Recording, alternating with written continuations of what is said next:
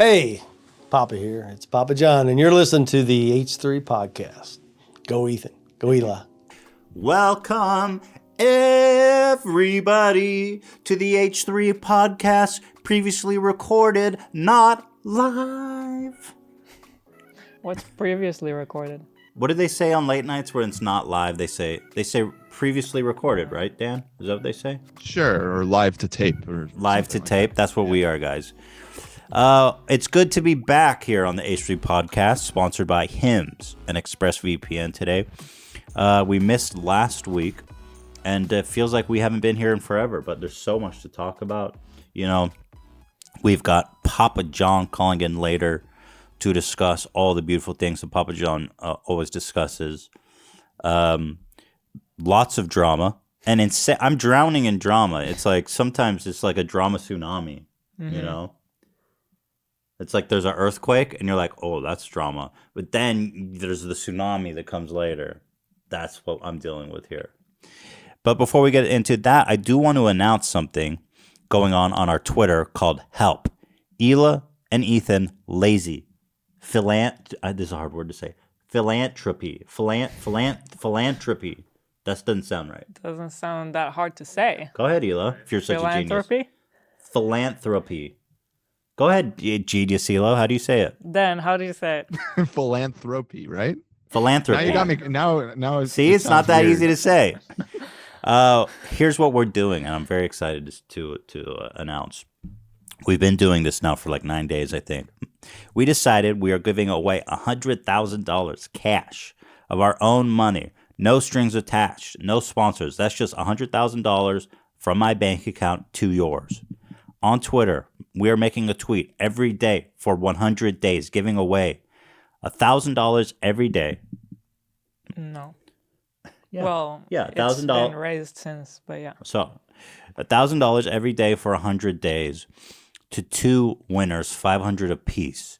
All you have to do is retweet and comment with your PayPal info. The retweet is annoying, I know, but all these bots require some kind of action to draw a winner from. And that's it. You don't have to follow me. You don't have to comment and tag 25 friends. And basically, we just want to get cash to people who need it now. You know, the unemployment rate is like, it's crazy. It's over 20% now. It's staggering. It's scary. I think it's going to continue to get worse, too, because big companies are closing now. Right. Like Neiman Marcus. This is just the beginning, I think, because the way I see this playing out, and I don't want to talk too much about coronavirus here, but is that there's going to be a second wave, and it really is just a matter of how bad the second wave is. But I think there's going to be another stay-at-home order, and even if there isn't, people are not going to want to go out in public. So I think shopping malls, I think movie theaters, I think restaurants are going to continue to suffer for a long, long time. And so anyway, we wanted to help in whatever way we could. And so the best way we could think is just to send out cash to my dogs on Twitter.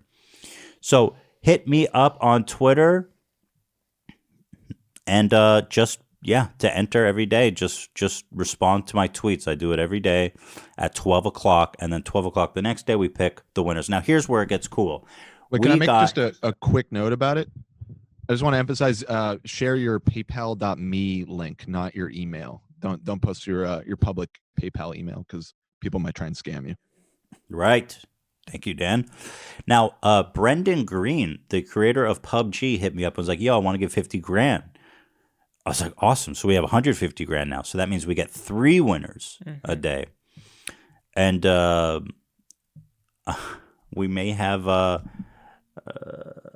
should I announce what I know now, or does that not make sense? It didn't happen yet. Yeah, it didn't chronologically. happen yet. Well, we shot our call with Papa, but you guys will hear it at the end. Papa John donated $100,000 extra dollars. I can't contain it. So now we're up to $250,000 in the help fund, and that's 5 winners. Am I doing? Yeah, 5 winners every day. That's $500 a piece. That's $2,500 every day, you guys.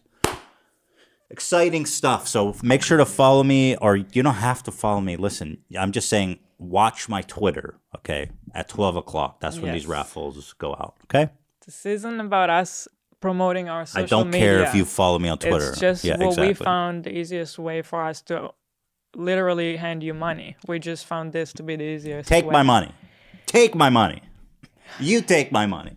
You, Just not saying, you. just You take saying my that money. because people have criticized that aspect of our donation, but Well, we found people will pretty much criticize anything. Isn't that right, Hila? I even saw people, a couple comments of people saying that the app that we're using to randomly draw right, I saw that too. doesn't work, and it only selects from the 100 most recent people. Yes. I'm the one doing the drawing. I can tell you right now that's complete bullshit. I don't know where that's coming from. I'm able to see, where the winners are being drawn from, and it's not just the 100 most recent. So I'm not sure where tell that you why, narrative is coming because- from, if people actually believe that or if they're just trying to troll you. But When I was doing it's research for legit. this, all the free shit is like, and actually even some of the paid stuff is limited to the last 1,000 tweets. I see. And so I went and found this premium service, which actually is like, what are we spending? Like $100 a month or something? It's pretty pricey. Yeah. But anyway, this is the only one I found, and it is expensive, that can actually do a raffle with that many people. So yes, it does. It's not just the last whatever amount of people. It's I've everybody. manually verified that. I've gone and looked when the winners responded, and there's people that have won that responded within the first hour of you posting it. So it It's definitely totally works. legit. It's 100% legit. all good, and it's great. I'm really happy with it. It seems like we've already helped a lot of people. Yeah, so it's actually really touching when you look at all the comments. Like Dan showed me, I didn't even realize at first, but some people have been just commenting their story of why they need money and what's happening with them, and then some random really nice people will give them like, hey, here's $20 from me, just sent Right. you, and it's so cool. It's just been pretty it's nice. wholesome, the whole thing every day. I agree. It's been a very great thing, and we're only in day 9, so there's still a full 90 days left, and now there's going to be 5 winners a day. It's out of control, outrageous. Jesus. Thoughts? Anyway, so that's that. That's really exciting. I also want to say that there's a couple items on Teddy Fresh real fast. Let's see.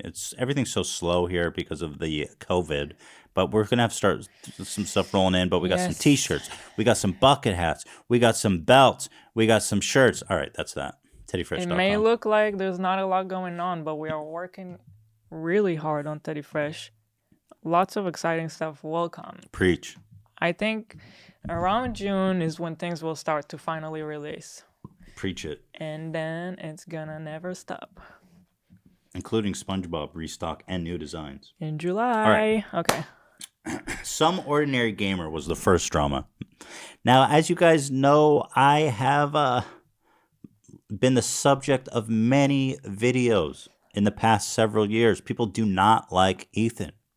Ethan is a hypocrite. He is greedy. He stopped making H3 videos because he is lazy, and he only wants to make money on the podcast. To make money. Money, money, money. I love money. So anyway, yeah, you guys have heard all that. Some Ordinary Gamers is a guy who made this video about me saying that I was a hypocrite because I donation shamed Jeff Bezos, which didn't happen, which is a funny thing. It just didn't happen. And this video really upset me because people are always cutting clips from the podcast and making videos about it. But this is one of these times where he makes this assertion that I donation shamed Jeff Bezos, and then he goes on to expand about how that makes me all this like a hypocrite. And the whole premise of it is not only something that never happened, it's something that he never even cites or shows in his video, and yet everybody's taking it for granted, which to me was just so... I was like, wow, this is so fucked up. Like, people hate me this much that they're willing to just accept whatever is said about me without any evidence at all. And then, so I tweeted at him and I says, yo, just so you know, very politely, really, I said, just so you know, the comments I made about Jeff Bezos were like 15 days before he donated $100 million. So I couldn't have donation shamed him. And in response to those tweets, he made, and in response to our charity, he made a second video taking credit for my $100 donation, being like, "Ooh, I wonder why that happened." And further saying, Ethan didn't donation shame Jeff Bezos, but it's hard to give him credit because he's always, this is to quote him, he's always punching around billionaires. I was like, really, dude? So it's my fault you got that wrong because I'm making fun of billionaires. Billionaires, the most disenfranchised group of people in America, by the way. Let's all stick our neck the out for smallest minority in the billionaires. world, if you think about it. That's true. That is true, actually. Yeah. I love the whole premise of like working people sticking their necks out for billionaires. It's also funny because we talk about it a lot in both aspects. We've also been on the side of saying that they should exist versus like we had this whole argument when people were saying billionaires shouldn't Yeah, exist. exactly. You guys have argued with me. I'm way harsher on them than you guys. Right. You guys have, defended the idea of people having that much money before. That is so frustrating because I couldn't possibly pack that detailed of an argument into the video. Yeah, it's so too minute. much. But you guys know that like only like a month ago, I was talking about how Jeff Bezos created Amazon. My opinion is that obviously it's complicated, right? Yeah. Jeff Bezos is a guy who created Amazon that revolutionized the entire world. He's wealthy beyond imagination, and so I said, the guy, he earned it, or so to speak, whatever you want to say, and so people were upset. First of all, that I was defending billionaires, and then a month later, I'm on blast for donation shaming Jeff Bezos of all people, which I didn't do. Obviously, this whole concept is very complicated, and frankly, you guys, I'm out here. These aren't well formulated thoughts. I'm oftentimes talking off the cuff. That's the nature of a podcast, right? I'm just here, kind of thinking and talking, and sometimes one thing I say might contradict another thing I say because maybe it did make me think about this, like, because I think a lot of people used to see us only in our highly edited videos, because when we make our videos on H3, we think about it ahead of time. We have some kind of preparation to what we're going to say, and then after recording there's a lot of editing. So if there was a weird take of something, you cut it out, you leave the good one. If you didn't say something right, you cut that out. But I think for a lot of people who don't necessarily follow us all the time, seeing us like just as a hard transition go from those edited videos to this podcast that is so unedited, it's just 2 hours of us saying anything, just talking. We don't plan, like what I'm saying right now. I didn't think about this point. I'm just making it right now. Yeah. I think for them, it's a hard transition to see this versus this. And I think that's a lot of times where those kind of videos come from, like Muda's video. Right. And then when you watch a lot of the criticism videos, their like central thesis is like, they have to stop the podcast. People hate they hate that we make money from it. People hate that I'm saying things they disagree with. People don't like. I think a lot of it comes from political stuff too. I think that in a certain point in my career, I was making a lot of videos about social justice warriors and feminists and all this shit. And I think that I attracted quite a bit of more conservative leaning audience there. The truth is, anyone that follows this podcast or knows, I'm definitely a Democrat, and I'm definitely extremely liberal in all of my personal doctrine, socially and economically.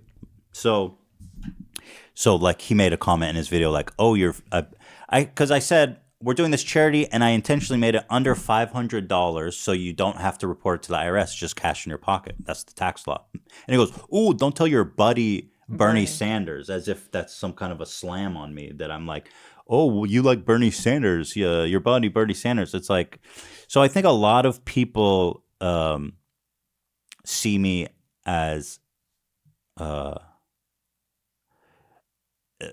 I'm trying to think of the best way to say this, but they see me as I'm not one of them. They thought I was one of them, and I'm not. Mm-hmm. I'm a Trojan horse. Even I'm worse. And so I think a lot of this stuff, it comes down to politics. They think that I'm maybe a hypocrite. They hate who they see me as here, which is not a feminist hating red pillar. I'm just not. I'm a coastal elite, bro. I'm a fucking rich coastal elitist. You know, that's who I am through and through. Totally. If I given the opportunity to sing in Imagine, I would. If Gal Gadot asked me to do a verse in Imagine, I would have totally done it. Let me just put it that way. Imagine all the people. Oh. I would have totally done it. That's what a coastal elite I am. Hey, speaking of making money on the podcast, we're at 15 minutes. If you Speaking of making money on the podcast, thank you, Dan. Nice segue. Hold on to that thought, guys, because today we are sponsored by Expressvpn. We all know Expressvpn protects your privacy and security online, right? But here's something you may not know. You can also use ExpressVPN to unlock movies and shows that are only available in other countries. And boy, do I wish I had this when we were living in Israel. I think we talked about this last time, but man, oh man. Now that so many, I heard that they've got all these Miyazaki films, but it's only on like Japan Netflix. Oh. I was like, bro, I need to hook up my Japan IP with ExpressVPN. So this whole week I've been using ExpressVPN to binge Doctor Who on UK Netflix. Actually, what I need to be doing is using my ExpressVPN to binge Miyazaki films on Japan Netflix. It's so simple to do. I fire up ExpressVPN app, change my location to the UK, refresh Netflix, and boom, pesto, bango, bingo. That's all. ExpressVPN hides your IP address and lets you control where you want sites to think you're located. You can choose from almost 100 different countries. So just think about all the Netflix libraries you can go through. Do you love anime? Use ExpressVPN to access Japanese Netflix and be spirited away. Miyazaki reference, everybody. But it's not just Netflix. ExpressVPN works with any streaming service, Hulu, BBC, iPlayer, YouTube, you name it, god dang it. There are hundreds of VPNs out there, but the reason I use ExpressVPN to watch shows is because it's ridiculously fast. There's never any buffering or lag, and you can stream in HD no problem at all. ExpressVPN is also compatible with all your devices, phones, media consoles, smart TVs, and more, so you can watch what you want on a personal device or on the big screen, wherever you are.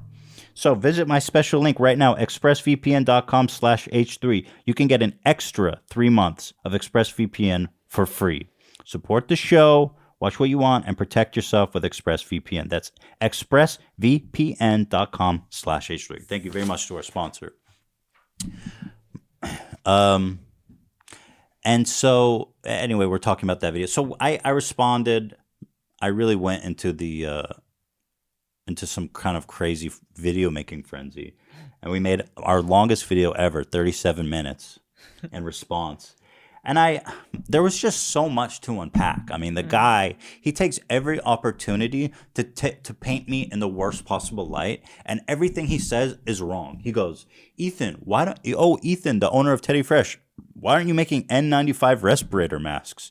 And then he goes, the death toll is getting pretty fucking high, Ethan. I'm like, dude, I'm not killing people. You're making it sound like I'm killing people. Yeah. I'm like, well, I cannot make N95 respirator masks. I can't just go do that. It's very complicated. There's only like a handful of manufacturers in the world that can do that. Like 3M. You know 3M? They're like huge. Like there's literally a handful of companies that can do that in the entire world. And just sit there and just throw all this shit at me, It's very upsetting. And he actually donation shamed us. Yeah. Which was very sad. It did hurt my feelings. He goes, Ethan, I could do the same thing you do. Like you only donated $1,000 to Team Trees. But I'm not going to do that. But he did do that. And I didn't. So I talked about this at length in our video. Yeah. But it was it felt so bad that like this video was going viral he made, and you read through the comments and everybody's just convinced that somehow I'm like the worst person that has ever lived, and I'm really I realized it's that just, you know. hate is very chauvinistic because all the hate is only going towards you, and I got none of it. Nice. I wish I could do with a little chauvinism. Oh, really? Were you jealous, Hila? You weren't getting any of the. I was a any of the little heat? bit jealous. Well, Like, I was like, well, I don't know. What about That me? is an interesting I was point. here too. Teddy Fresh, where am I in the conversation? I think I you're don't right, know. and I'll tell you why I think people do that. They are always avoiding criticizing you because I'm the easy target, and people Mm-hmm. are more protective of you. So they know if they go after you, and this has happened before when people go after you, that people are not receptive to that criticism because they see me as the problematic person, and you're just trying to clean up my mess. But you're right. They Why? care. But you're right. Why aren't you, Hila, making? But that's a N95 little mess bit mask? chauvinistic way to look at it, don't you think? Like, I'm just here cleaning up your mess. Like Women some are dumb-dumb- nurses. Some Women are dumb wife, nurses, you know, yeah. it's just smiling like, hey, Ethan. Yeah. It's no, we plan everything together. Whatever Ethan is saying, I usually agree with him, you know, unless I say otherwise, which I normally will say on the podcast. You know, sometimes we disagree, but I just always find it funny. Like, Not always. I will say, in your defense, like, for example, the whole PewDiePie fiasco with the N-word and the drunken rants and all that, I you were wasn't not there, here. right? You were actually there tending to your father who was dying Yeah. to make things worse. So Yes. it's not always your fault. Not but, always. But anyway, so that was happening. And I honestly, during that whole week, I had such tension and anxiety. I felt like I was going to puke all the time because I was so upset about it. Can you Close mute this? your Yeah. laptop, Ethan? Like, Mother fricker. Mother frickin' crap and a frick. Also, the timing was very annoying because we were planning a donation and we have been thinking about it for a long time. We weren't sure what we wanted to do. Like, you guys who watch the podcast know that we have done those charity streams a few times, and that was initially our first idea, but it didn't feel the same. Like, we just wanted it to go directly to people and not to some charity fund that, you know. It's Was it the Yang philosophy? I actually Yes. was curious. Yes. his It was whole, very much inspired by Yang. Well, Definitely. it's the whole atmosphere right now is like government sending people checks. People are talking about UBI, so it's very much inspired by the movement of the time. right. And yeah, you know, it's much easier just to give money to a. And we never a donated charity, this yeah. much. We knew we wanted to do something big, so Look, we I kind know- of wanted to think about it, you know. And I know weren't you sure. guys think we're rich. I know everyone thinks we're rich and like, and okay, we're rich. $100,000 is a fucking lot of money. That hurts. I want $100,000 back in my bank account. Trust me. No, but it doesn't hurt. It feels good to give. Isn't it better if it hurts? Isn't it more? Isn't it more? Isn't it more admirable if it's painful every time? Right? Because if it feels good, then you're like, hey, everybody take my money. I'm feeling happy. It hurts me every time I give that money out. And that's what makes it beautiful. It's a sacrifice. I guess it It's depends. no, it doesn't hurt. I'm kidding. I'm kidding. But it's a lot of money No, is it's my fine. point. No, it's it's a lot of fine. money. Yeah. It's $100,000 fucking dollars. It's a lot of bubble gum. Let's get it real. Thank you, Zach. Every time Zach plays a soundbite, it switches to him. It's awesome. Go ahead, gonna Zach. love Play that. something. Coronavirus. Go ahead. I love that soundbite. It didn't do it. that time. Coronavirus. Yeah, it didn't switch to him. Anyway, yes, I was very upset by that, and I honestly just had to respond. So that's on our YouTube channel. Everybody loves Ethan. It's up there, so please enjoy that. But I will say that. Oh, great. Alfredo, your bark is not that intimidating. Who's more intimidating, Shredder or Alfredo's bark? Shredder. Yeah, Shredder. Shredder's hurts more. That's what you mean. It's like sharp. It's so high pitched. It like bursts your eardrum every time. Sometimes we'll be cuddling and he hears something and it'll just bark Bark it. straight into our Ooh, ear. Yeah, no, Yeah, that's It's awful. so painful. I think it definitely damaged my hearing. Crazy ass Shredder. He did make an apology video. I will say, after we made ours, I'll open it up. We can watch a bit of it. But he basically made a sincere apology. Mm-hmm. He's like, "Yo, I was wrong. I'm removing both my videos." And straight up apologizing to Ethan Yo. So there you have it. I owe an apology, 100%. Now, ladies and gentlemen, sorry for the off-the-cuff video quality out there. It's an apology that I have to pretty much get out 100%. Because I kind of want to make this video before sort of like any other, 100 like mini channels picked this shit up and covered it. Because the reality of it is I do owe an apology, and the last thing I want to see is people fight for me when I'm clearly in the wrong. Now, I made 2 videos. One of them was the hypocrisy of Ethan Klein. That's it. I mean, clearly a heartfelt, sincere apology. I appreciated it, and I won't say anything. I mean, you know what? The problem with this guy for me is that he actually seems like a decent guy. He seems like a dude I would like. Mm-hmm.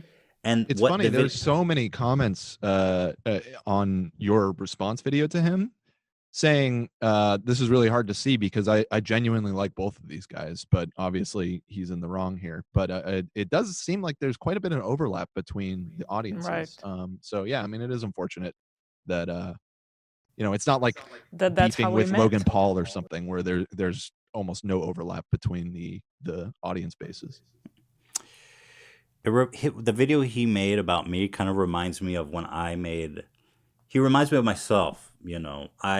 I've made that same mistake that he has, where I, like, for example, looking back at like the Wall Street Journal, where I kind of made a video too hastily, got it wrong, and then had to retract. And it's like the first video is so explosive and it's so compelling, but it's wrong, Mm-hmm. And so I've done this. That's kind of where I have a level of empathy for him. I've done this myself. So that's it. I mean, I really got no beef with this guy. I responded, he apologized, and that's it. It's a simple matter. Now,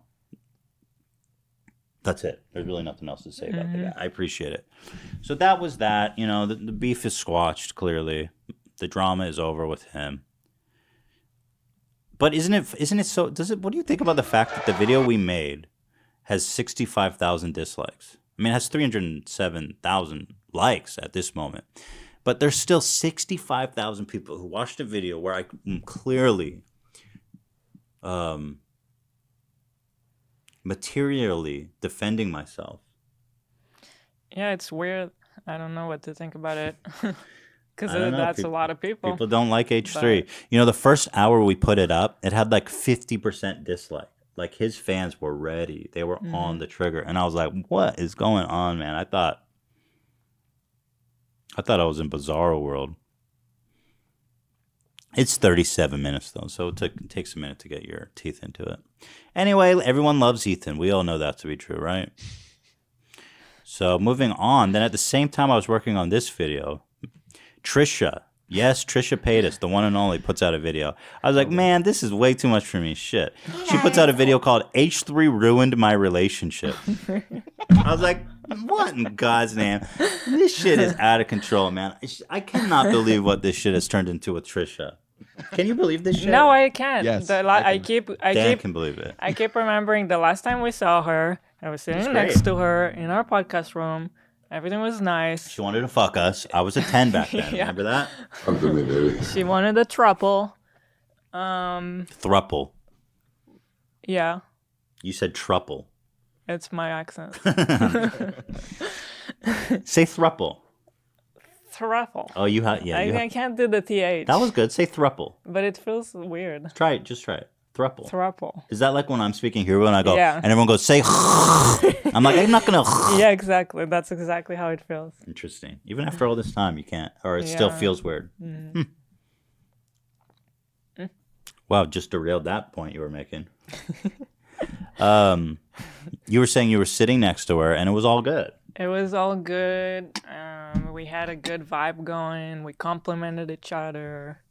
She loved us. She was saying we're her new best friend. It's just weird. I don't get it. And since then, we never talked, so I don't even know what the hell. Well, she started fucking your brother. Straight up. That's what happened. And it's just, she goes on and she says, honestly, her video's so fucking long, dude. She needs an editor, bro. 33 minutes. I mean, dude, come on. I know I just said I made a 37-minute video, but I really feel like she's lost the plot here. Like, this is like a 3-minute video. Because she basically says that we are pressuring Moses to break up with her, which really is not the my problem with this thing from the beginning, which I've clearly vocalized here, is that I don't know what is happening. All I ever saw was that all of a sudden Moses is in all of her pictures and videos. And I'm like, what? Also, we've said to both of them, my brother follows the show, so he also knows. But to Trisha, we told her what happened last time with The Bachelor. We talked about it on the show. And we said how there was a wild card and that ended the show. So we said, whatever happens, just tell us. Right, but that makes, that's true. But then we never heard anything. I don't care about the show, right? No, fine, but I'm saying, like, we just never even heard anything. Well, yeah, all I saw was them in a picture together. And what bothers me is that the worlds are colliding. Your brother's someone that we're very closest, that we see all the time. And Trisha is one of the subjects of our one of the, like, we're having like a huge Trisha arc right now. Yeah, lots of and so for these worlds to collide, I mean, it's Hila's brother. Do you understand how weird that is? This girl that's like, I've had beef with Trisha, and now all of a sudden her brother is like her best friend. I mean, this is just so strange. Anyone who watches Seinfeld knows the words should not collide. Anyway, I saw this response on her YouTube video that I thought was great. They says, oh, and then of course Keemstar, the ever pursuer of truth. He's so desperate to shit on me. He even tweets out her video in defense of Trisha. He's such a, I forget what he said. He goes, oh yeah, he's such a snake. This is totally something he would do. It's like, bro, when you find yourself tweeting in defense of Trisha saying I ruined her relationship, that's rock bottom desperation. Keemstar will never miss an opportunity to swing at me, and that's fine. Anyway, they say she posts a picture with him, posts about how much sex they're having, gets obsessed with his religion, right? Because she made like all these Passover videos and Hebrew speaking videos, posts videos teaching people Hebrew, posts videos eating sacred Jewish food in a messy and uneducated way, posts really rude things about the dude's brother-in-law on Twitter. Dude can't even take a shit without her following him around. To most people, that would scream red flag and make them run for the hills. But no, it was H3 that ruined your affair. Okay, girl, keep it up. Proud of you. That's a great point, right? What is that, a comment? It was a comment on our video. But what I said is like, you don't need any help ruining relationships from me. Maybe that was mean, but I was a little annoyed on top of everything. Hey, real quick, just a heads up, we're at the 33-minute mark, actually. One more sponsor read. We are sponsored and supported today by Hims. Listen, you've heard us talking about Hims and how they're helping guys look their best. And if you haven't yet, it's time to see what they're all about. 66% of men start to lose their hair by age 35. And once you've noticed your hair is thinning, it can be too late. Is that hairline slowly starting to move backwards? Do you have any bald spots yet? Well, guys, the best way to prevent more hair loss is to do something about it while you still have some time. Why do guys turn to weird solutions or do nothing when they can turn to medicine and science? Here's the solution, guys, forhims.com. One-stop shop for hair loss, skincare, and sexual wellness for men. It's time to write a new chapter, folks, one in which you have beautiful, luscious hair. Hims is helping guys be the best version of themselves with licensed physicians and FDA-approved products to help treat hair loss. No snake oil, pills, or gas station counter supplements, folks. This is the real stuff. Prescription solutions backed by science. Hims was created by a guy who knows that some men's health conversations are easier online than in person. That means no more awkward in-person doctor visits or long pharmacy lines. It connects you with real doctors, which could save you hours. It's completely confidential and discreet. All you have to do is answer a few quick questions. A doctor will review, and they will determine if it's right for you. Boom. Right now, my listeners can get started with their first month for free. Go to forhims.com/H3. That's forhim.com/H3. Disclaimer. Prescription requires an online consultation with a physician who will determine if a prescription is appropriate. Offer valid only if prescribed. 3-month minimum subscription. Additional restrictions apply. See website for full details and important safety information. Remember, guys, forhims.com/H3. Keep that beautiful hair in your head. What were we talking about? Trish. Oh, yeah, we had this insane Twitter beef. It was like nonstop, man. I was just feeling so bad about this whole. Oh yeah, she erased this one tweet, which was a shame because my response was so good. She said something about how she wanted to fuck me and Ela for OnlyFans, and I said I would rather put my dick in a wood chipper, and she removed the. She removed it. God, I love her. God, I love her.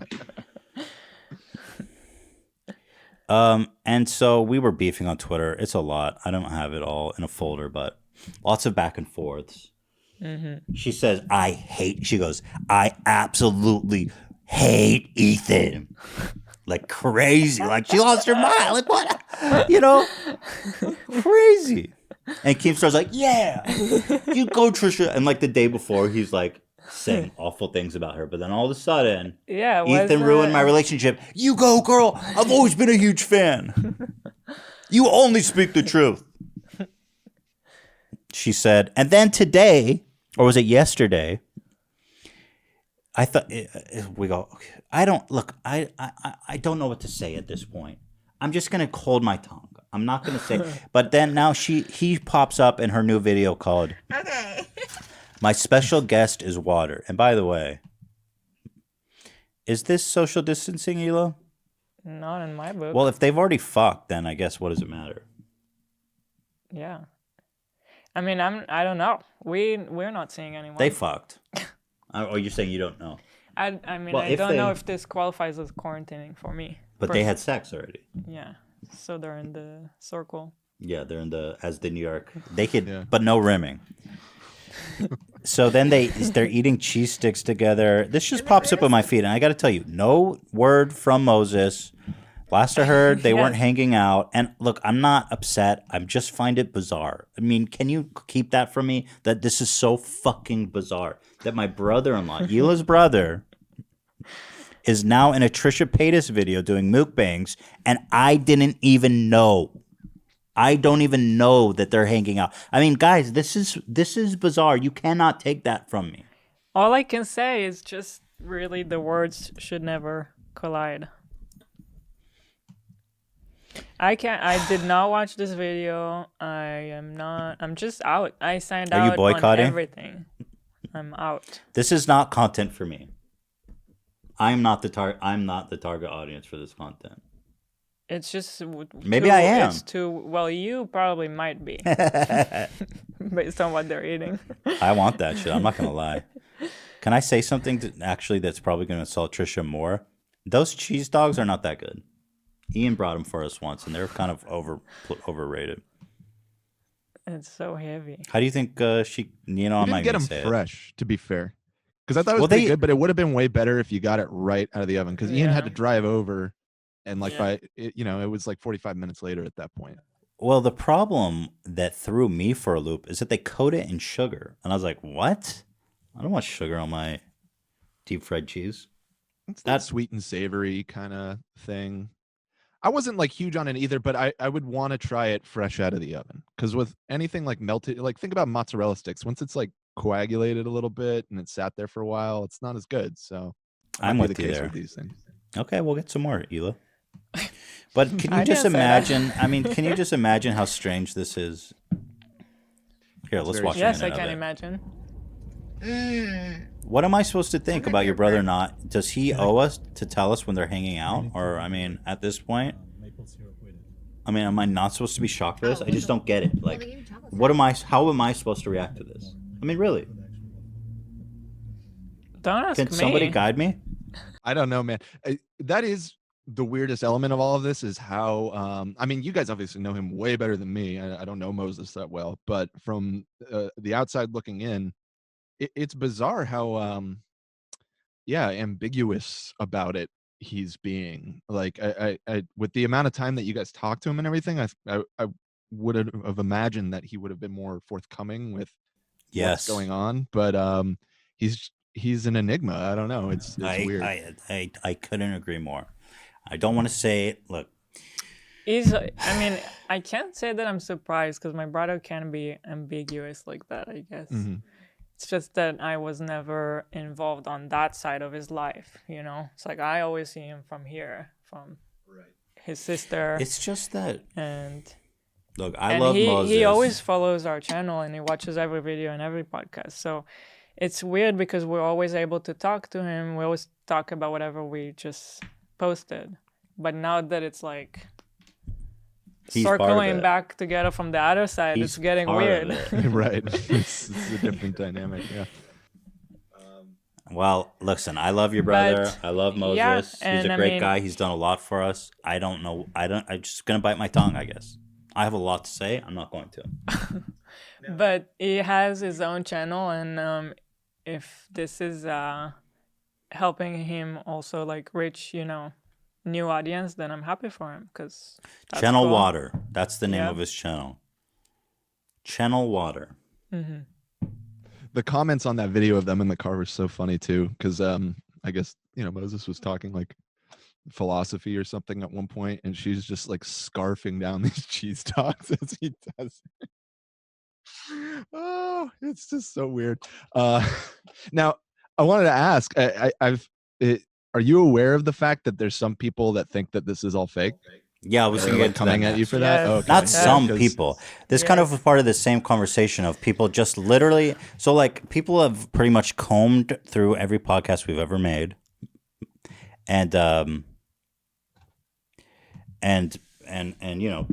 milked every drop, pretty much. So now what you're seeing is people just outright making shit up. Okay, you've got some ordinary gamer saying a donation shamed Jeff Bezos, which never happened.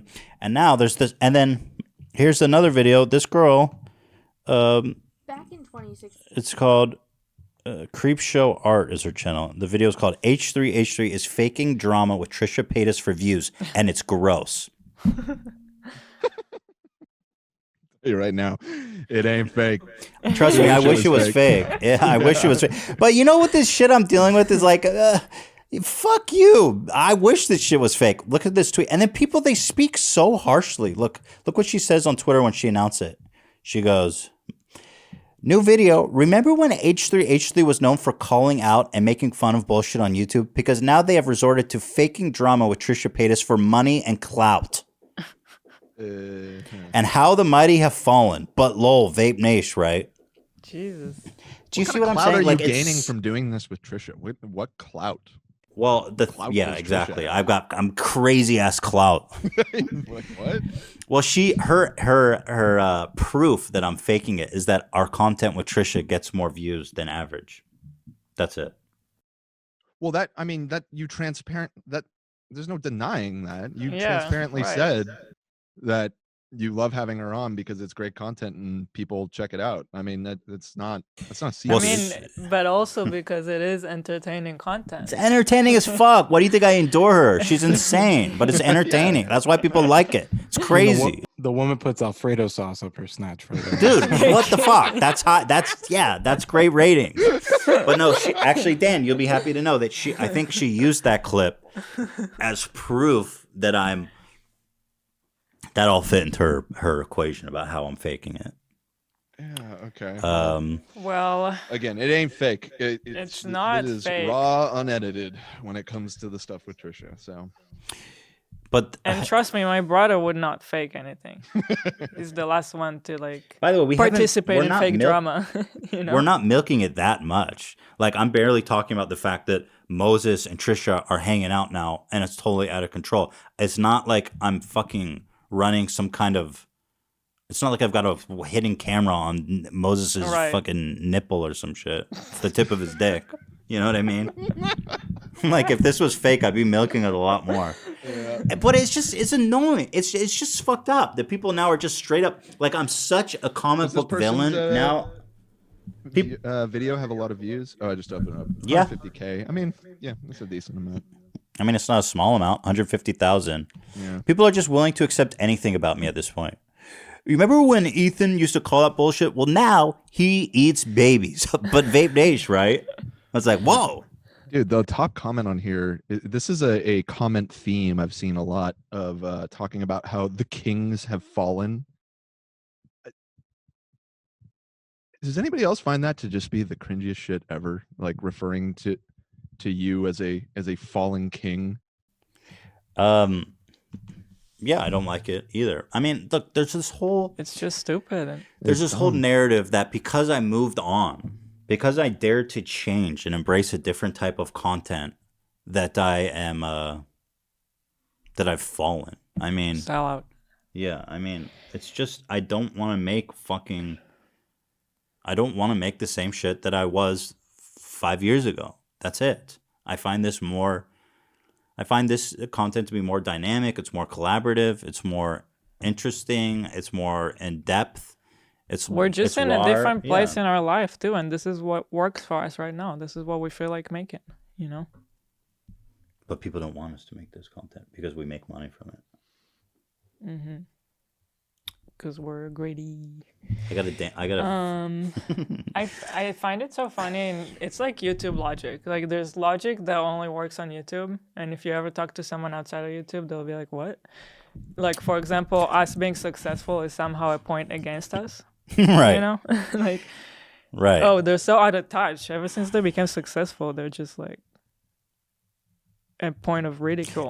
Now that we're actually like, you know, wealthy, everything is now everything we've done in life is for money. Yeah. Which and is no other reason. I mean, but it is your career. It's such What a is weird the point of a way career? of looking at it. Anyone who does anything, goes to work anywhere, does it for money. And also being able to actually make money off of something you love doing, like your hobby, make that a profession is a goal for like a lot of people. I don't understand. That's something that I'm proud of. That's not something that I'm ashamed of. You should be. Because you sold your soul, because you stopped making good videos and you started making bad videos. And when you started making bad videos, you also started making a lot more money. That's speculation, by the way. That's what they say. Everybody likes to assume that like we make $100,000 per episode. I always see that get thrown around. Right. Which is crazy. $100,000 per episode. And now I'm seeing all these, everyone thinks that we're worth like 25 million and all this crazy shit. Like all these kids busy counting my money have never heard of a mortgage. Like we bought a $9 million house, and kids, you understand what a mortgage is, right? Just because I own a $9 million house doesn't even mean that I'm worth $9 million. If anything, if you got a loan for it, it subtracts from your net worth. Yeah, well, let's say you got a $9 million house. Usually a down payment for something like that would be like 20-30%. You're looking at $2-3 million down. So you own $2 to $3 million of a $9 million house. Now, obviously, that's a lot of money. I'm not saying that I'm not wealthy, but all these kids busy counting my money and inflating my net worth have like, it's like, dude, of course I have a mortgage on a $9 million house. What are you, crazy? You know what I mean? Not that rich. Yeah. I'm rich though. I'm not gonna sit here and deny it. I'm rich as fuck, boy.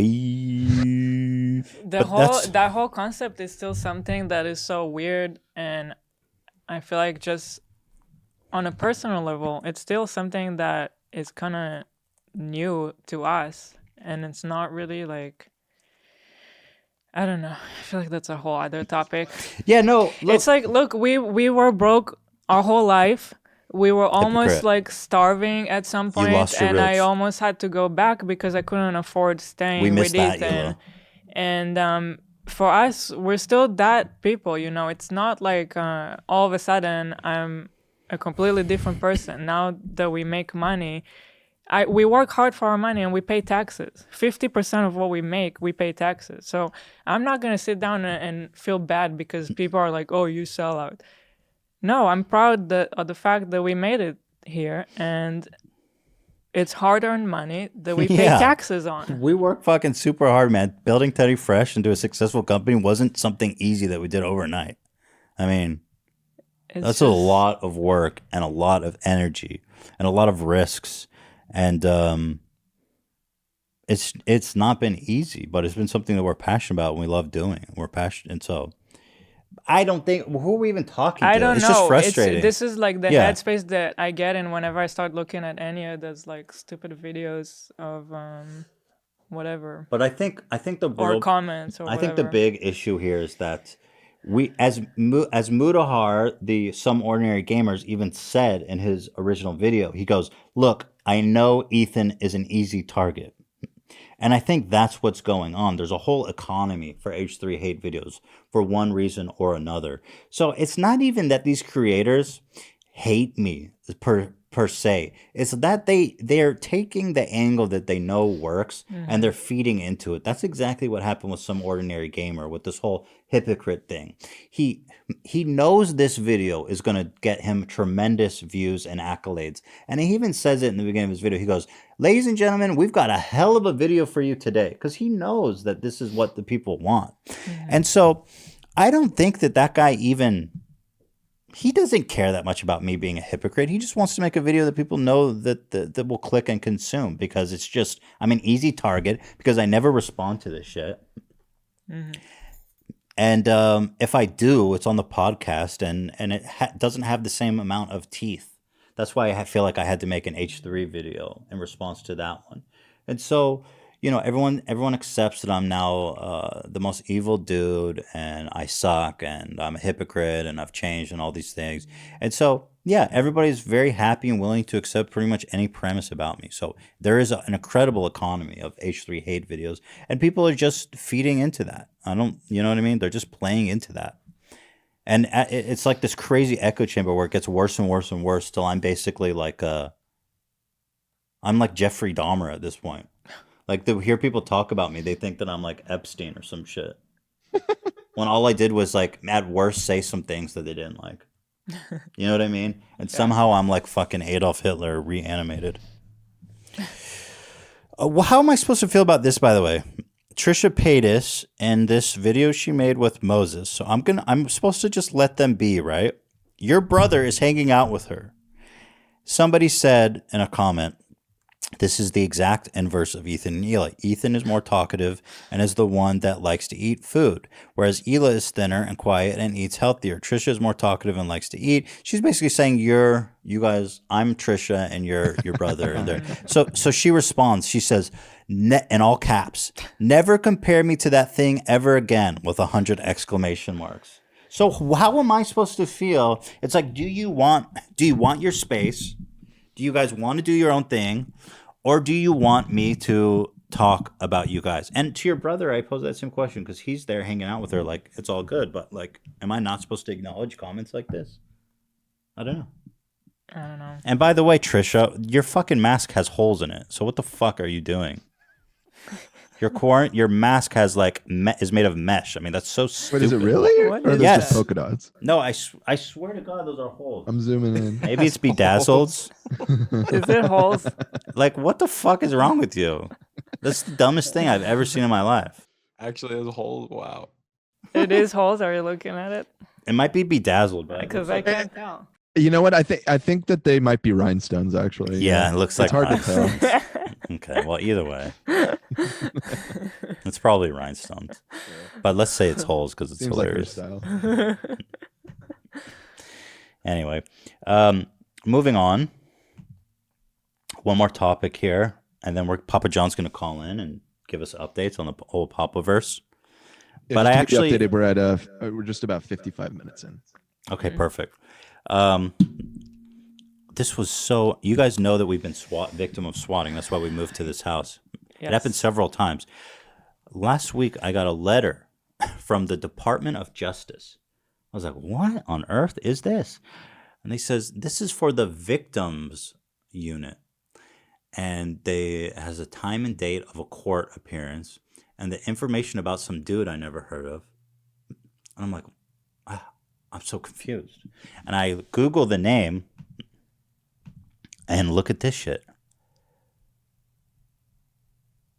Former ODU student gets plea deal over neo-Nazi group swatting calls. This is the motherfucker that swatted us. And by the way, is this So the most crazy. white trash looking? I love that these guys are neo-Nazis, like, you know. I love that. Then master race. Dude, Hitler would have exterminated your ugly ass, trust me. The master race? What's with white supremacists all looking like? There's nothing supreme about that, trust me. You know what I mean? It is uncanny that they almost always look exactly like that. It's white power! Reminds me of the Chappelle sketch. Yeah. When he's the black. White power! KKK. The white man is supreme! Man, this guy looks like... Anyway, so this guy's in prison. And actually, the details... This guy has a pretty prolific career. Apparently, he has swatted 130 people. That is crazy. That's a full-time job. at 134 swatting. people across the country. Let's see. What a psycho. No surprise that they actually caught him with so many cases. They probably... It's so cool that they can catch these guys, though. Because they all think they're being slick because they, like, use Skype. VPNs and Skype and nobody knows. But the FBI's like, bitch, we know who you are. And I'm so happy that these kids are going down. I'm sure they have back doors to like all of those things. Yeah, it's the Anybody FBI. that thinks Come you're on. secure using Skype. Yeah. Dumb. Prosecutors in the court filing called it one of the most far-reaching and prolific swatting conspiracies known to law enforcement. Swatting calls included a November 2018 bomb threat against a predominantly African-American church. Wow. Nice. In response to another swatting call last November against a vape shop. Why would you do What that? the Vape hell? shop? Yeah, just a vape Oh, shop. now I'm pissed. Come on, dude. What are you doing? Dan, have you vaped at all, or are you still off? I'm off the vape, brother. Woohoo. Wow, good Praise job. the Lord. Praise How long the you been Lord. clean? When was that? I mean, the last. Well, you guys Since remember that the one last time I time, did right? it was when we went to Disneyland. Like I was Yeah. already waning off at that time, and then that day at Disneyland because I couldn't really do it there. That was like a That was final it. push. So yeah, I mean, Are kinda miss you it, but- chewing? Are you chewing gum or getting nicotine in any other way? No, I'm just Nick free. Wow. How do you feel? Good now. Sucked quitting, but yeah, man. I mean, there have been a few short periods of time where I wasn't on nicotine or however you want to phrase that throughout the years, but I mean, I had started smoking cigarettes at like 18 Well, and I'm 32 now. And so, yeah, I mean, that's it's a long time. I'm not gonna Yeah. do well, that. I'm happy you're clean. 13 years, 14 years, great. something like that of nicotine. That's not So, easy to do. So fantastic work to you. I'm very, yes, very thank you, happy. Thank you. Don't want you dying on me. And you know this coronavirus. Don't fuck around with smokers. Right. Yeah, and yeah, I'm definitely thankful in that regard. I mean, I think the jury's still somewhat out on the whole vaping thing. I know that there was that scare last year where people got really worried, but it seemed like it was about contaminated things or whatever, blah blah blah. So, you know, I don't want to It's I don't not wanna- good for you. I don't want to write it off completely like it's horrible and you shouldn't do it or whatever. It did, I mean, it ultimately helped me quit smoking cigarettes, which I think, you know, It was I worse. think it's great It's for a good that, but thing, I don't so- think people should pick up vaping instead of smoking. You know what I mean? yeah, and I mean, especially when there is a pandemic going around that attacks people's lungs, it just seems like you should probably try and keep your lungs in fairly tip-top shape. So now is a good time to kick it if you are doing it. But Good job, Dan. Yeah. Well, here's where the story gets crazy. So this is this guy, and then I got another letter from the Department of Justice just yesterday. I was like, what? And so I open it, similar thing, different name. I was like, what? Because we've been swatted several times, so I don't know if this was from a different incident or if they were they're- working together. Yeah. But get a load of this guy. Okay, bro, this guy I don't want to have anything to do with this guy. Has a Charles Manson face.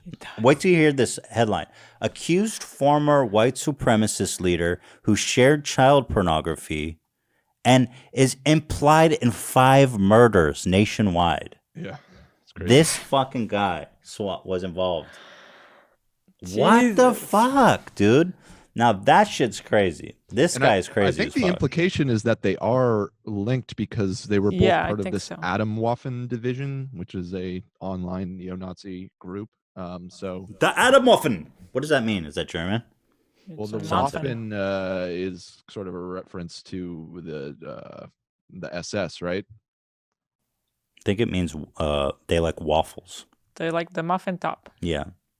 Listen to this shit. Waffen SS was, the term for SS in Nazi Germany, so I think it's a reference to that. This is why I bought a shotgun, by the way. Seriously. When I see his eyes, it's like, yep, shotgun's okay to have. Yeah. Fuck this. This guy's scary. Look at this motherfucker. Again, what's so great about the white race? Look at this guy. He's got a very symmetrical face.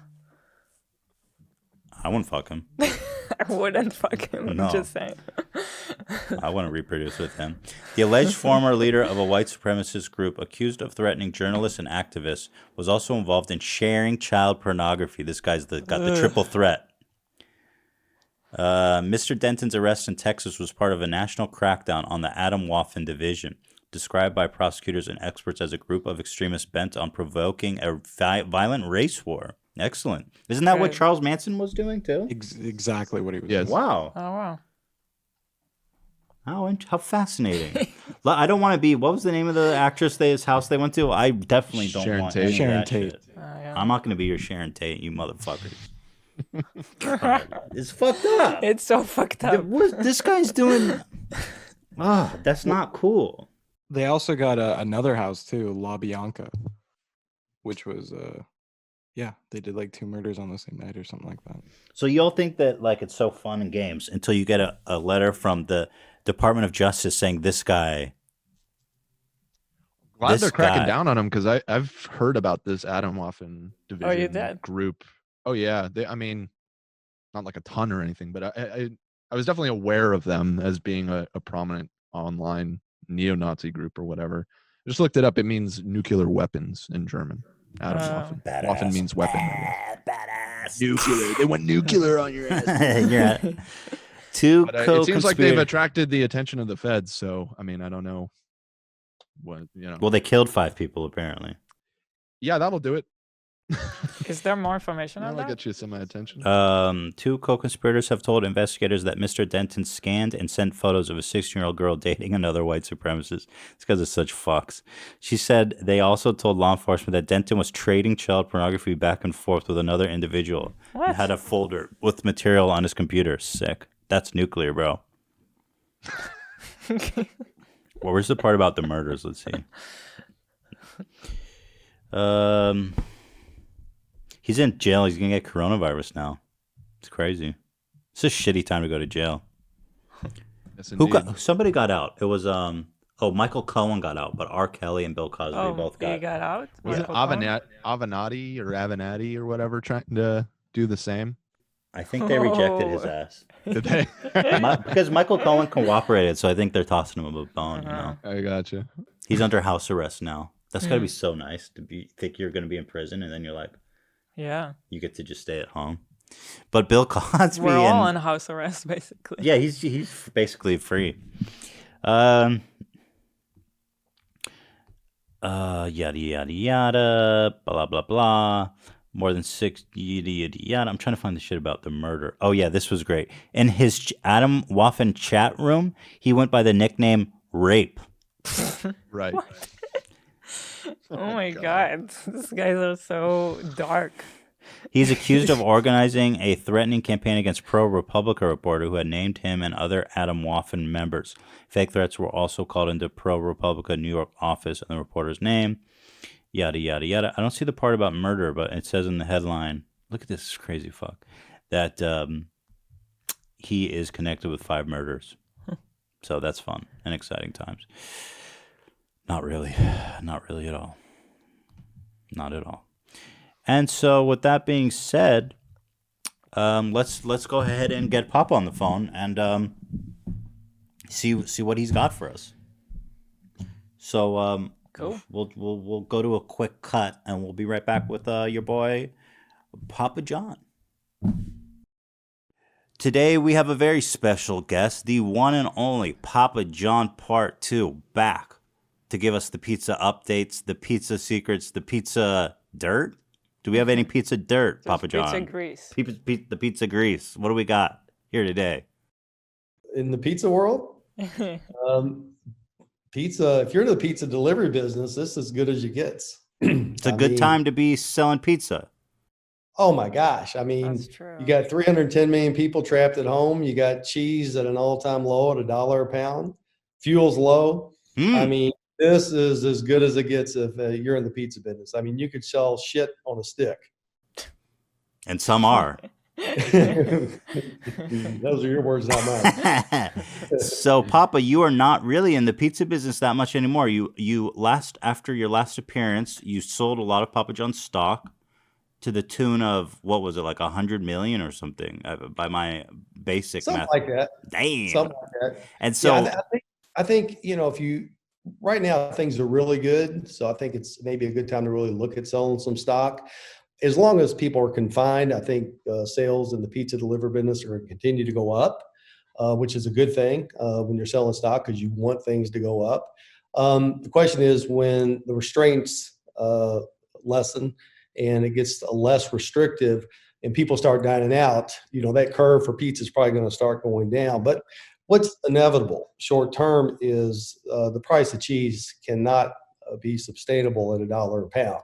I think the dairy farmers, give or take the size of the farm, break even about $1.65, $1.70. We're at $1. If you look at the chart real quickly, you what see do we the got chart. here? What's That's the price of cheese. Oh, wow.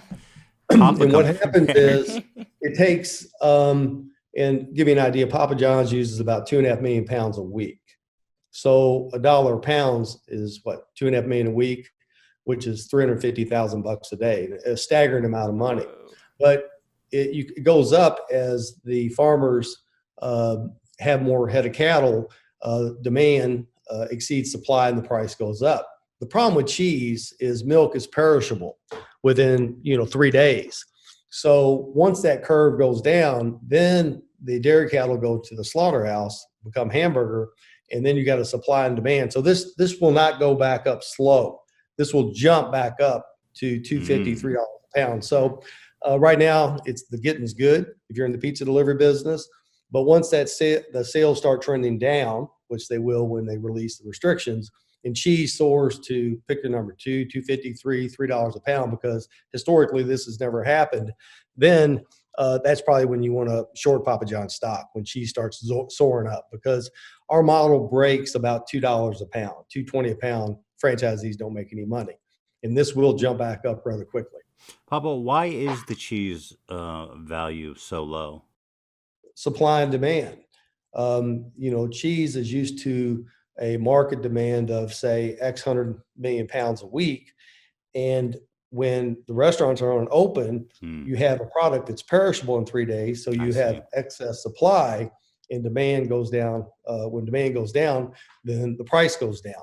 The problem is, even in the short term, the dairy farmers can't survive at $1.20 a pound, $1.30, much less $1.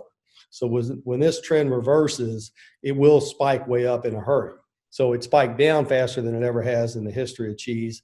It'll spike up faster than the history of cheese. And remember, 40% of the cost of a pizza is cheese. There you have it, the Papa insight. Now tell me, what is your favorite cheese? I'm just curious. Oh, come on. You know what the answer is. Well, when I was making pizzas at Greek's Pizzeria in Muncie, we used a little bit of a provolone and Munster. Oh, not what I expected. But it's got to be mozzarella, right? Oh, it's got to be mozzarella. Yeah. You mix the Munster or the provolone or whatever. You always mix it with mozzarella, the 6 cheese blend of Papa John's. it had 6 other cheeses, or it had 5 other cheeses plus mozzarella. So yeah, you want to blend it with mozzarella. You got to, otherwise you're not even making a pizza. Now, Papa, as I understand it, you're involved in some kind of charity for COVID-19. You've got some updates regarding Richie, aka Judas from the biblical times, and I'd love to hear about both of those topics. Let's take the easy one, the fun one. Yeah, I love entrepreneurs. I love the small business owners. I looked at Papa John's not as 5,000 stores, but as one store 5,000 times. Papa John's is a family of small businesses, and I like that. And so the two things I really enjoy are the frontline team members at Papa John's, franchisees, the employees, et cetera, and also the frontline team members and frontline defense that we have with Corona-19. So what I'm doing, we did the churches and all the local charities. We fed the frontline defenders up in Lexington, Kentucky with Wild Health and the Castle. But today we announced we're going to give $1 million for small businesses, which is what I love, to help small businesses, their employees, and then continue with the frontline defenders. So I get to do the frontline defenders, and I also get to do the employees, and then I get to help out with guidance with small business. In fact, we have a site that has merchandise. This is just some of it right here. But you can get T-shirts, Papa, yeah. Papa Bless shirts coming out. Whoa! We're gonna have to have an IP discussion about that. Little love on that, yeah. Mugs, bandanas, masks, etc., and every piece of merchandise that the folks buy on our support network and our merchandising network, I match it dollar for dollar with the $1 million. So we can take that $1 million and parlay it into $2 million pretty quickly and make an impact. I hear you are doing something pretty special. Thank you for the setup there. We are giving away $100,000 on Twitter to basically, we like to think of it as the H3 stimulus, but it's called help. And basically, we're just giving away. We set aside $100,000. We're doing it for 100 days, $1,000 a day, and some other generous soul donated $50,000. So now we've got $150,000 in this for this campaign. And so there's 3 winners every day for 100 days, and each person gets $500. So just trying to get money out there to help people with groceries, internet bill, utilities. Cash in hand immediately to help people when they need it, Yeah. Well, that's awesome. I'll tell you what I'll do. I'll match 100,000, your 100,000. If when we do these interviews, you promise to be as tough on me every time as you were the last time. Really? That's what the condition is? You were pretty weak last time. Papa. You were pretty weak. I didn't say you were taffy ass, but you weren't. I need some teeth. If we're going to do an interview, I want you to go for the juggler. Okay. I'll match your $100,000, but you got to get. I want you down in the trenches. I want you down in the gutter. Oh, I'm always in the gutter. That's what your audience wants. I'm always in the gutter, Papa. Wait, but just to confirm, did you just say you're donating $100,000 to the help campaign? My foundation will match your foundation, $100,000 apiece, as long as you and your beautiful bride are tough on me with these interviews. Okay. Last time you were a little soft. I was a little soft. Okay.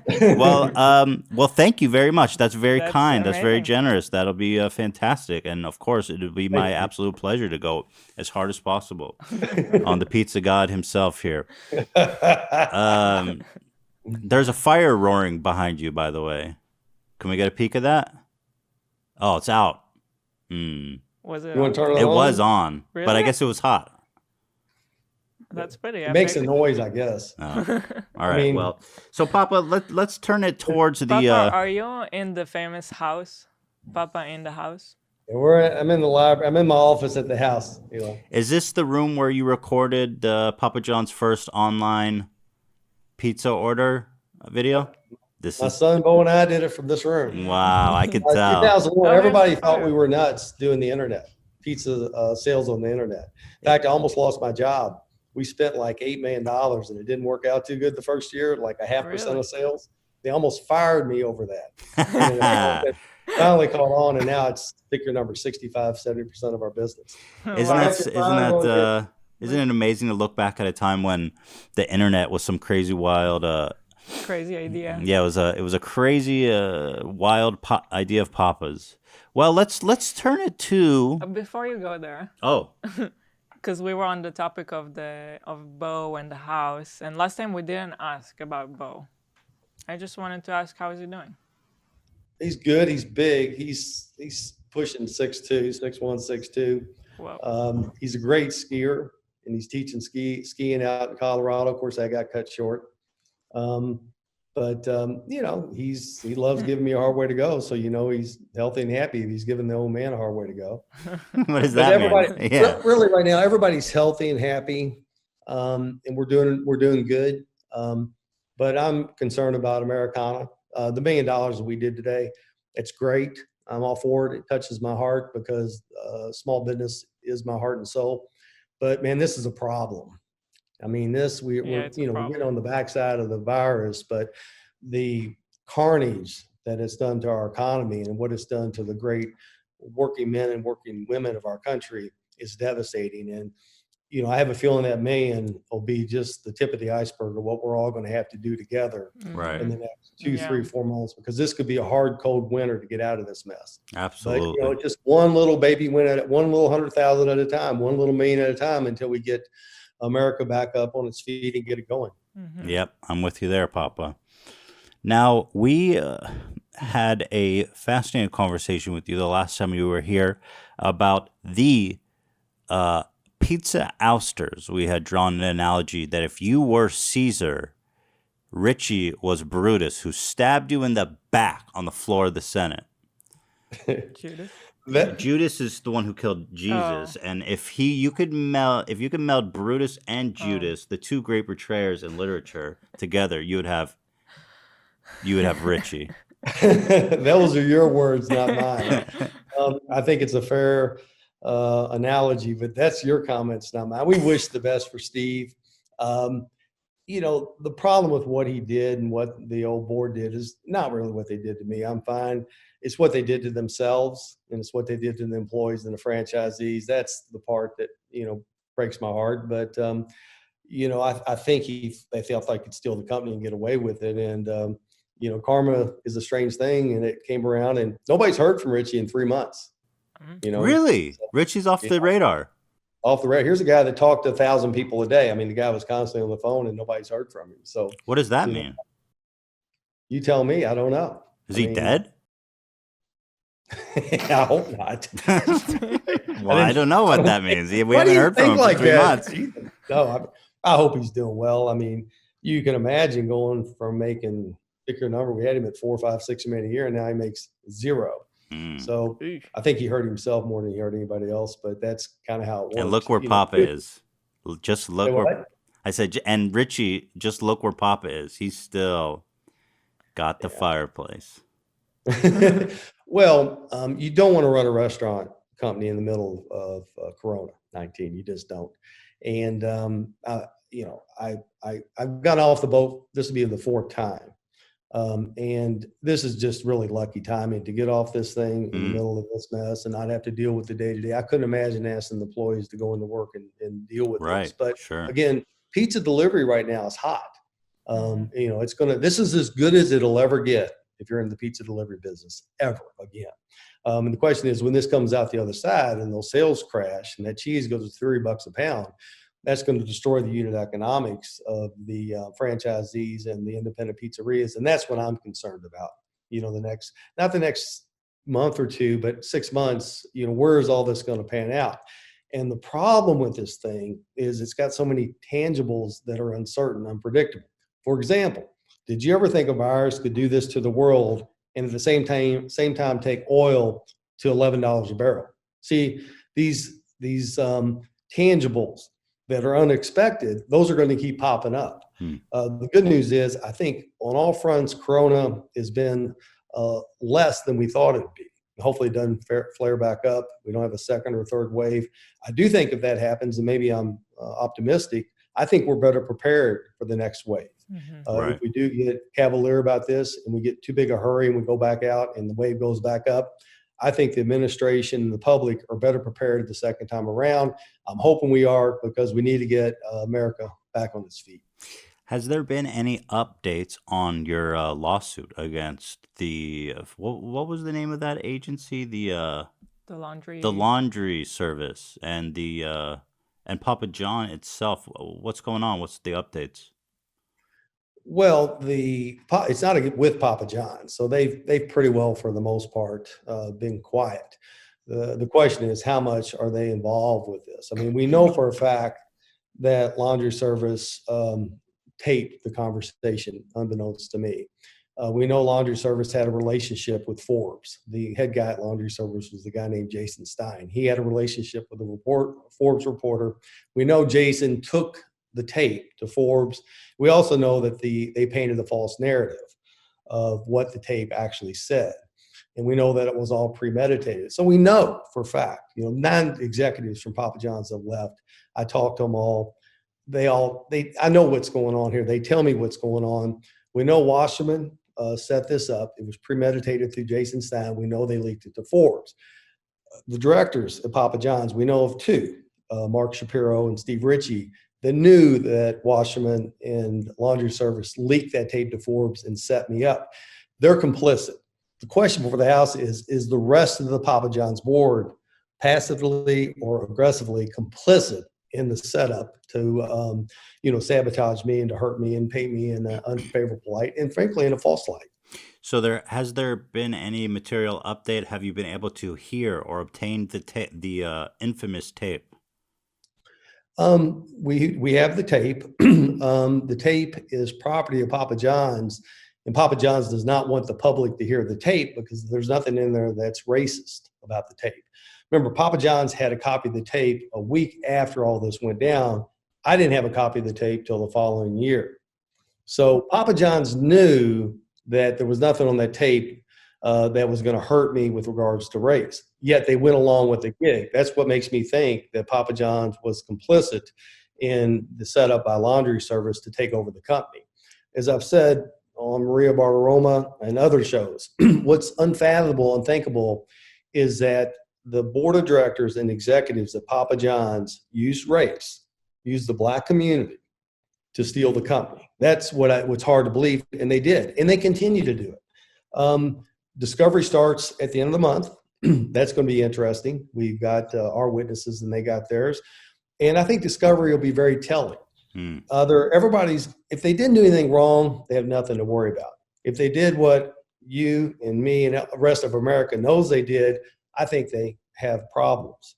But let's see what comes out of this. I hope there's some explanation. I just can't find anything except they wanted to set me up and defame me so they could steal the company. Now, why wouldn't you want to steal the company? The company was making $155 million a year. In fact, here's our 9-year run. And here's your $160 million a year profit. 18's $5 million, 19. You'll see in 2020, and they'll probably do a little better this than in Corona, we're still half as much money as we made in 2011, 2012. And the point is, look at the damage this board of directors and management did to a great company. $155 million down to basically nothing. And they basically destroyed the reputation of the company. Now, Papa, what they would probably say in response to that is that they would say, well, it was actually John Schnatter with the controversy with the NFL and the public backlash that he's faced that was responsible for the lost trust in the brand. Is that not what they would say in response to that? And how would you respond? That argument is not defensible because both recordings, NFL and laundry service, we have a tape. And there's nothing on either recording that should be indicative of anything to stir up this kind of controversy. What Papa John's realized when they wanted to steal the company, you see, you can't steal Papa John pizza without running the founder in the ground. Unless you destroy me, you can't steal the company. So they understood early on if they did nothing, if they just did nothing and let the press and the media and social media run and basically crucify me, then that put them in the driver's seat to take the company over. And that's what they did. In other words, they were complicit in destroying my reputation and creating this scandal, which has hurt thousands of employees and hundreds of franchisees because they did nothing. They were passive aggressive and they did nothing, and they hurt the brand. Let me go back to something you had mentioned previously that stood out to me. You had mentioned that Papa John is using the Black community in a way to they're using them. You said, can you expand on that? Well, to play into a successful white guy is a racist is an easy sell, especially if they're company and you don't defend that. And so if they can paint the founder in a false narrative, a false light, then they can put him off to the side and steal the company. And that's what they did.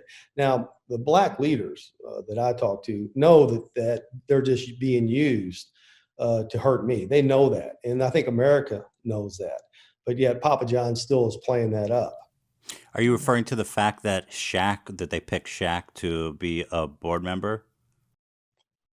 I think Shaq's words were, he's being, he's being used as kind of a tool to perpetuate this thing. I would hope he's smarter than that, Ethan, but out of the 30 board members that the owners of Papa John's, the chairman has, there's only one Black board member. They're all basically, old and white. I think maybe there's one Latino except Shaq. So the odds of having one Black board member on the Papa John's board and use him as a spokesperson, and you've seen the footage where he continues to agitate the situation, I think that's not coincidental. You're referring to this video clip you sent me? Do you mind if I play it? Papa? Sure. Okay, let me play this for our audience just to give them a reference. Like Shaq, you better believe there's going to be haters. I see all this Papa John hate mail. He's getting some serious backlash online, especially from people of color. And to be honest, it's starting to get to him. A lot of people have been messing with y'all because of my Papa John's. They call me sellout. Anybody send you any hate mail with the Papa John stuff, you just send it to me. What is Shaq Life? Does he have a reality show? I did not realize. Does it? I think it was a show on TNT, like Shaq Life, like a documentary. Papa, can I ask you something? Have you noticed that Shaq is in every commercial? I mean, really, put on the TV. He's in every commercial. He's in Icy Hot. He's in The General. He's in like Tums. He's in. I can't even recall. Every commercial. So is it possible that he's just added this under his belt? I mean, he literally has like probably 200 endorsement deals. Right.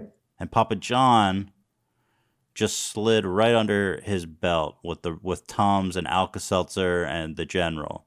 And maybe race didn't factor into it. Yeah, I think Shaq's a good choice as a spokesperson. I disagree with the way they're using him because they don't use him much. He's not in as many ads. That's true. And I don't like the fact that they're using him to keep stirring up a false narrative on race. Right. I think that's doing a lot of damage to Shaq. And I think all it does is regurgitate and bring this all back up, which is not good for anybody. So the question before the House is, why do they keep bringing up a false narrative if they're not complicit in the setup? And, that's the $1 million question. So, Papa, what ultimately do you wish out of this? What do we want to happen when this is all said and done? Going into Discovery, you've got your own company trashing you. What is a happy end to this for you? Well, I think you want the best for the franchisees. You want the best for the employees. And I think to keep resurfacing this is just not healthy for anybody. So you want Papa John's to go on about their business and be successful. And I'm going to definitely go on about my business and be successful. And what's wrong with both parties being successful? I mean, that's the win-win. So I hope that the coronavirus uptick keeps ticking and keeps going. That would be the best. I still own hundreds of thousands of dollars worth of stock, so that would be the good thing. And I hope some of the other things I'm working with other pizzerias and Wild Health and charities, I hope that keeps going up, and that's a win. So I like win-win. So I want Papa John's to win. I want to win. But if they keep bringing this up, that's not good for me, and that's not good for Papa John's. That's what I call a lose-lose. So that needs to stop. The goals, have them stop it, set the record straight. I do want to get to the bottom of how far up the chain does this go? Does this go to the NFL or Goodell? We know it goes to Washington, the head of the DNC. How far up does this go? You think, well, maybe it was just Richie and a few of the board members. Well, that doesn't make sense, because as soon as they got what they wanted out of Richie, they fired him. And by the way, the stock went from 38 to 58. So and he's disappeared for 3 months too, so they may have buried him as well. That Papa John board is vicious, man. It is. He made a comment to the franchisees after the board of directors fired him. He said, "I have so much dirt on the board and Jeff Smith that I could make their life miserable." Now, what did he mean by that? Well, how much dirt does he have on Jeff Smith and the board of directors of Papa John? So they gave him $2.8 million to shut him up. He did shut up, but now he's really shut up. So I don't know what's going on. I think it's bizarre. Interesting. It is bizarre. Well, I do want to ask you. I know. All right. Well, let's move back to charities or something. Oh, yeah, I was about to shift topics. $100,000 back. Papa, I know your time is limited, so I want to leave you with one last question that was very popular in our first interview. I want to know, how is your dating life going, Papa, now that you are single and ready to mingle? Are you seeing anybody? Well, with the confinement and COVID-19, there is no dating. It's a tough time to be single, isn't it?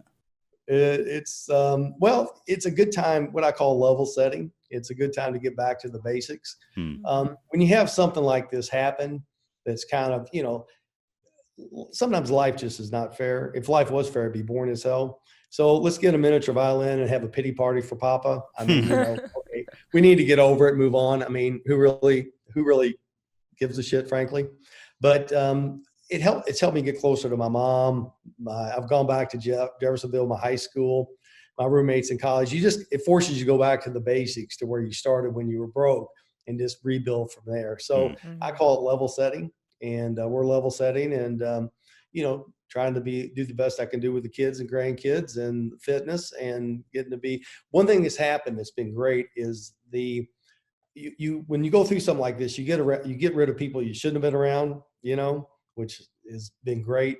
And then you meet a whole nother group of people that are really inspirational, and like me, obviously. Yeah.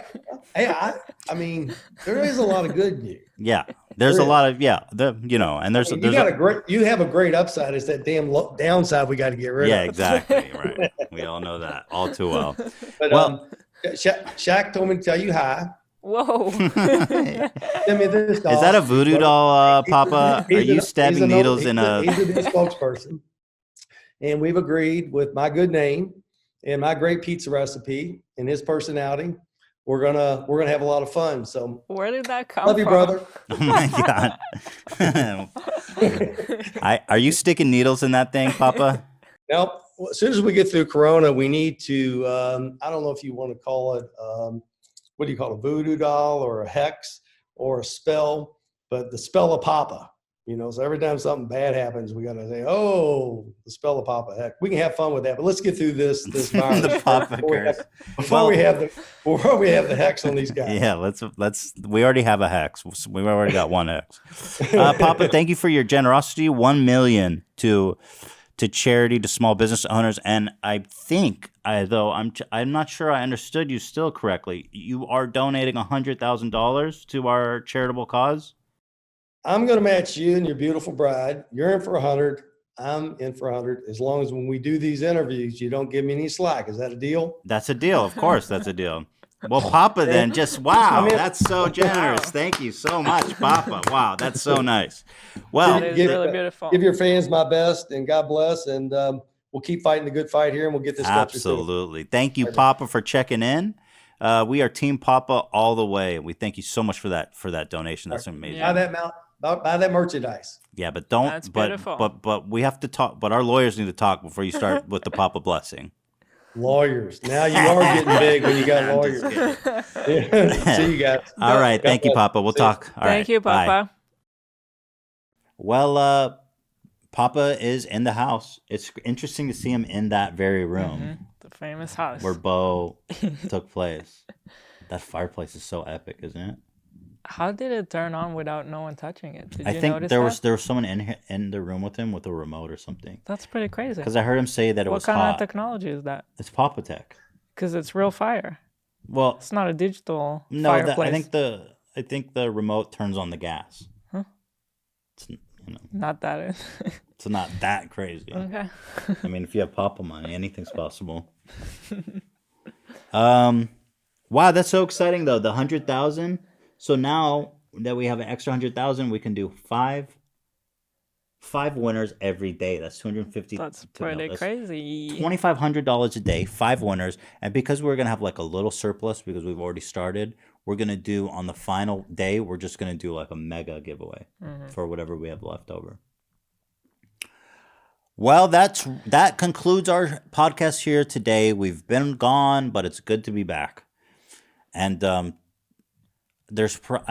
and to everybody who's watching this, just to comb through everything I've said, good luck, God bless. I'm sure there's a couple of nuggets there. Before we go, I actually wanted to make a statement because over the last couple of weeks, just because we didn't do an episode last week and then we had the interview with Dr. Ding the week before, it's been a while since we had an episode where I was participating directly. And on our last episode, we did a little goof where I was here in the studio and I was pretending that I was at home. Pretending? Yeah. Well, I don't know if you guys have seen, but there's been quite a few comments sympathizing with my situation and expressing concern for me being homeless. And the reason that I really feel like I need to say something is I've actually seen quite a few people during this drama that was going on defending you, Ethan, saying you're a good guy because you let me sleep in the studio. Isn't that weird? Like, wouldn't I be a good guy for just paying you enough money to actually not? Which, yeah, I agree. It's not, but yeah, I noticed that too. I love that. Ethan let Dan sleep in the studio. I would, by the way. I don't want to make fun of anybody. I don't want this to be negative because these are people that were sympathizing. So I appreciate that. But I just want to let everybody know I'm okay. It was a gag. I have a home.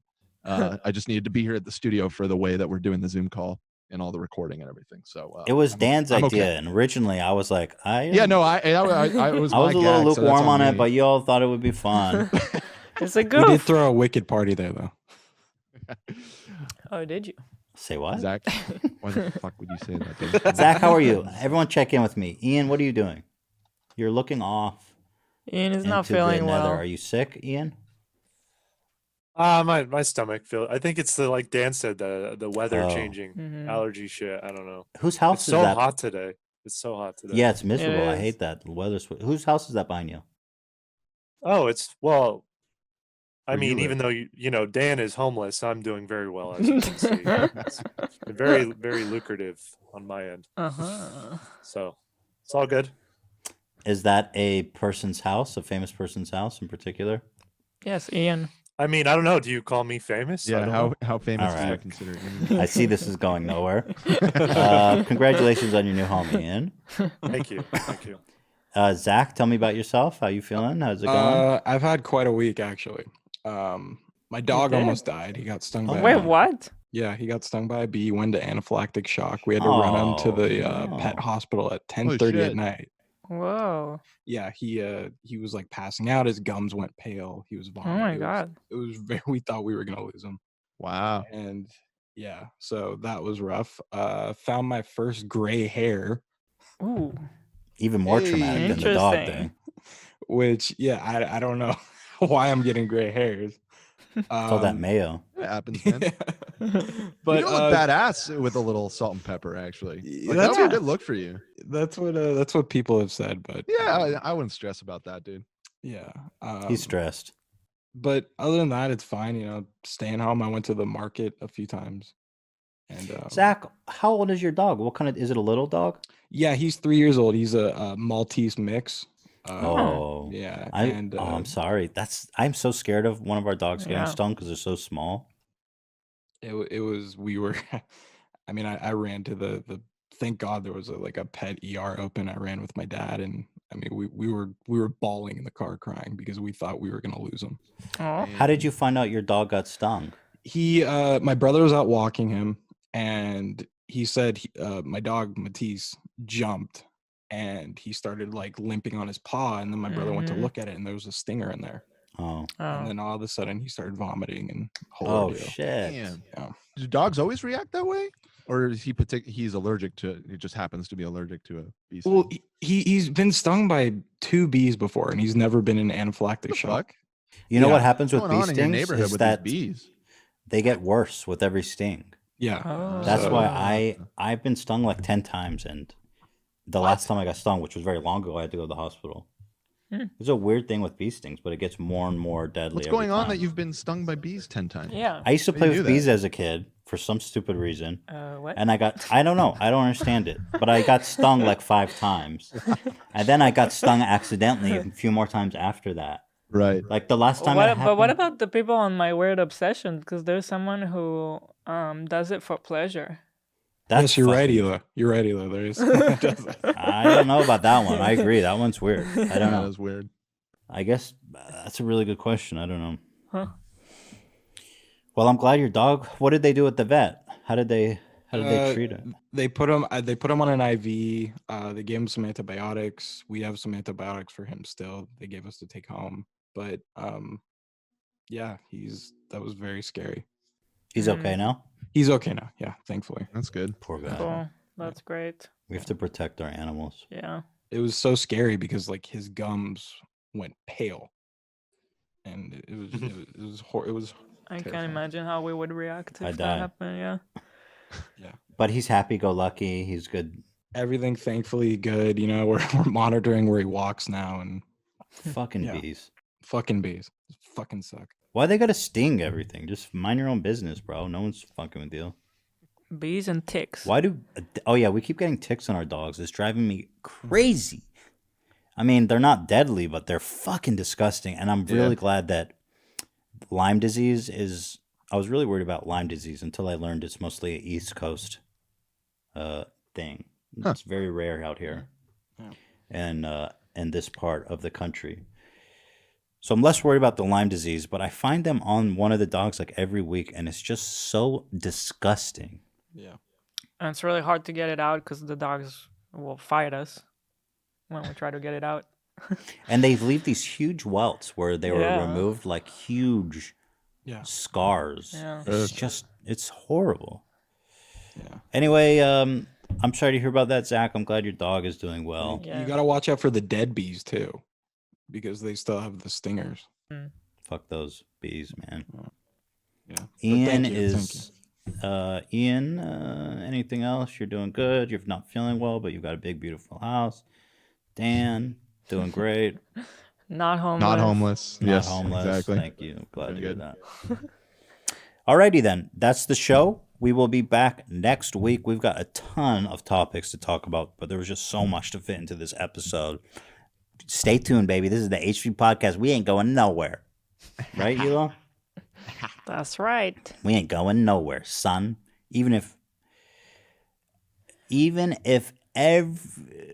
you know, it's funny. Everybody circle jerks about how shitty our podcast is, like of all these commentary channels. I mean, people are watching. There are people watching right Impossible. now. Those are fake views. Like these people clearly don't even watch. I mean, podcasts are by nature low effort, right? I think we work. People assume that we don't do any work. We work pretty hard on. There's 3 guys full time working on this podcast. Mm-hmm. We work a lot on this show. May not show, but we do. You know. All right. Thank you guys for watching. We love you. We appreciate you. Hop on over to Twitter. Get some free money to help you in these tough times. I don't know. We'll get that 100 from Papa, but until then, we're still giving 3 winners per day. It's a beautiful thing. I was gonna say producer. I don't think he has a producer. His guy texted me to. Oh, he did. Okay. Hey, let's work out the logistics of how to do that. So it's happening. Oh my god, that's amazing. Yeah, that's super cool. All right, guys, we'll see you next week. We appreciate you. We love you. And adios. Until next time. Sayonara. Bye.